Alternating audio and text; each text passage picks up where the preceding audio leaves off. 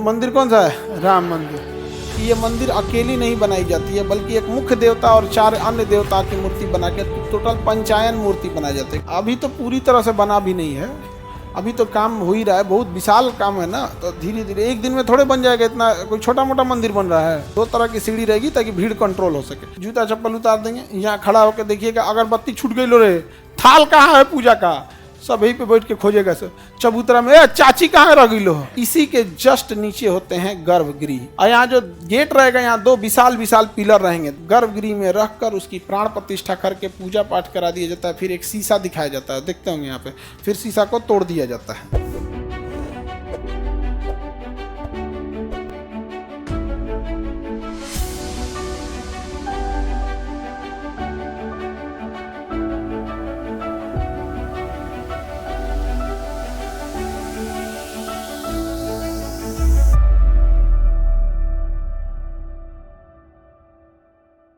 देखिए आप जितनी मंदिर देख रहे हैं, चूंकि आप उत्तर भारत में रहते हैं, तो आप राजस्थान देखिए, दिल्ली देखिए, हरियाणा देखिए, यूपी, बिहार, ये सारी मंदिर मध्य प्रदेश कहाँ मिलेगी? नागर शैली में मंदिर मिलती है। तो एक एक करके पहले नागर शैली की मंदिरों को हम लोग समझते हैं, समझा गया? तो राम मंदिर वो दिख रहा है, वो मंदिर कौन सा है? राम मंदिर। वो जो नीचे बना है मंदिर कौन सा है? राम मंदिर। नागर शैली में बना हुआ है राम मंदिर। तो राम मंदिर में देखिए इसमें होता क्या है कि ये मंदिर अकेली नहीं बनाई जाती है, बल्कि एक मुख्य देवता और 4 अन्य देवता की मूर्ति बना के टोटल पंचायन मूर्ति बनाई जाती है। कौन सी मूर्ति? पंचायन। तो एक साथ कितने मंदिर होते हैं? पंचायन। पंचायन कौन सा? पंचायन। समझ में आ गया कि नहीं आ गया? किसी को दिक्कत? ये तो राम मंदिर हो गया। अभी देखेंगे एक सीता जी का होगा, अंदर जाएंगे तो सीता रसोई मिलेगा आपको, वहीं पे जाके देखें हनुमान जी की एक मूर्ति मिलेगी। तो ये सब बहुत हो गया। अगर आप राम मंदिर गए होंगे, कितने लोग गए हैं? चलिए, अभी तो पूरी तरह से बना भी नहीं है, अभी तो काम हो ही रहा है, बहुत विशाल काम है ना, तो धीरे धीरे एक दिन में थोड़े बन जाएगा। इतना कोई छोटा मोटा मंदिर बन रहा है। तो देखिए बाबू, इस मंदिर में होता क्या था कि यहाँ पर सीढ़ियाँ हैं, यहाँ पे क्या है? सीढ़ियाँ हैं, सीढ़ियाँ हैं। तो सीढ़ी को जगती और पीठ कहेंगे। क्या कहेंगे? जगती और पीठ। तो सीढ़ी पे जाएंगे तो जगती और पीठ 2 तरह की सीढ़ी रहेगी ताकि भीड़ कंट्रोल हो सके। अब बाद में यहाँ क्या मिलेगा? चबूतरा, ताकि यहाँ पे कुछ लोग को रोका जा सके। अब उसके बाद मंडप मिलेंगे। ये एक बड़ा सा हॉल रहेगा, फिर एक हॉल मिलेगा, फिर एक हॉल मिलेगा। ये क्या है? मंडप। भीड़ कहाँ कंट्रोल होती है? मंडप में। भीड़ कहाँ कंट्रोल होगी?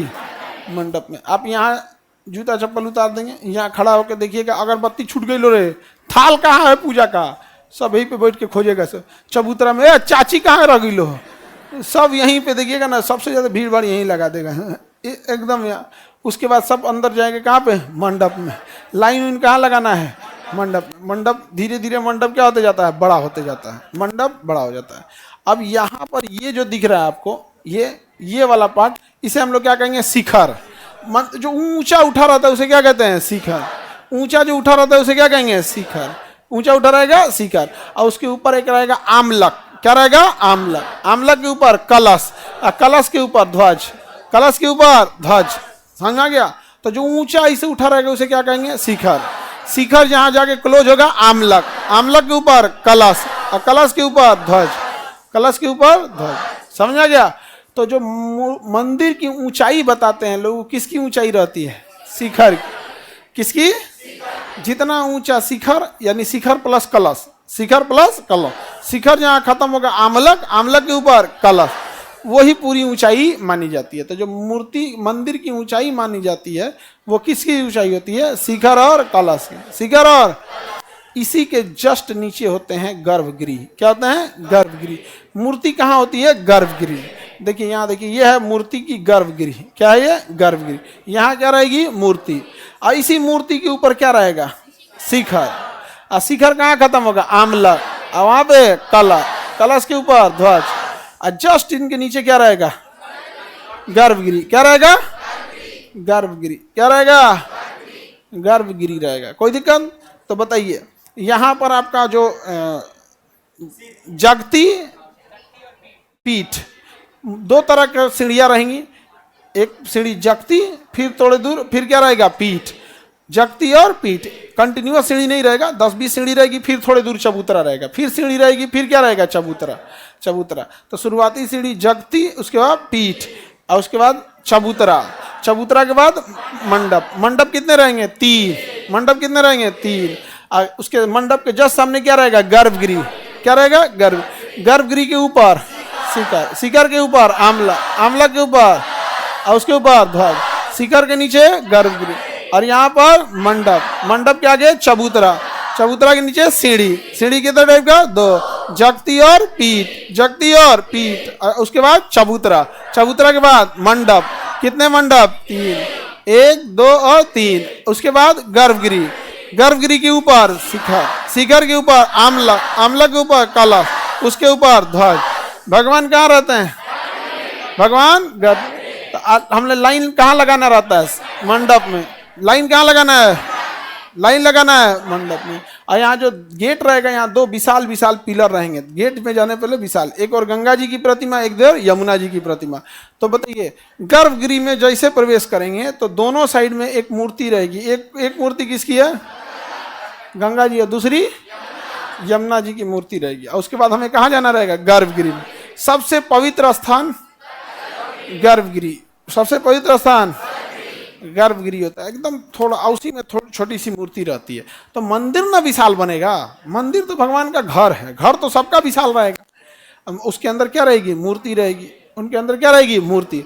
वहीं आपको क्या करना है, जो पूजा पाठ करना है, चढ़ावा करना है, उसको कीजिए। और इस गर्भगृह के बाहर यहाँ पर खाली जगह दिया रहेगा चक्कर लगाने के लिए, परिक्रमा करने के लिए। क्या करने के लिए, परिक्रमा। तो हम लोग चक्कर पूरे मंदिर का लगाते हैं या केवल गर्भगृह का?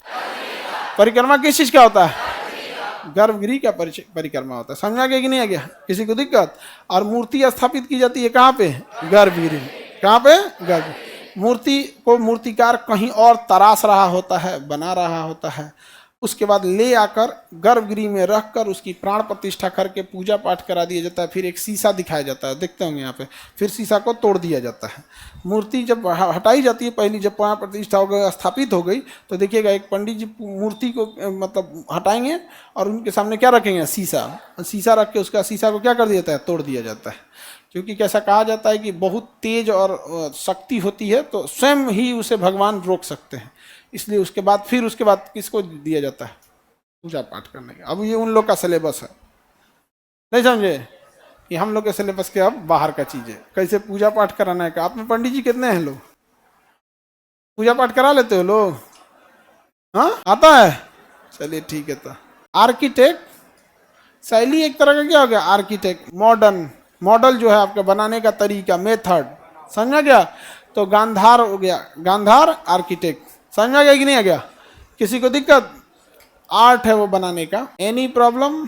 चलिए अब देखा जाए, मंदिर समझ में आ गया। अकेली मूर्ति या पंचायन?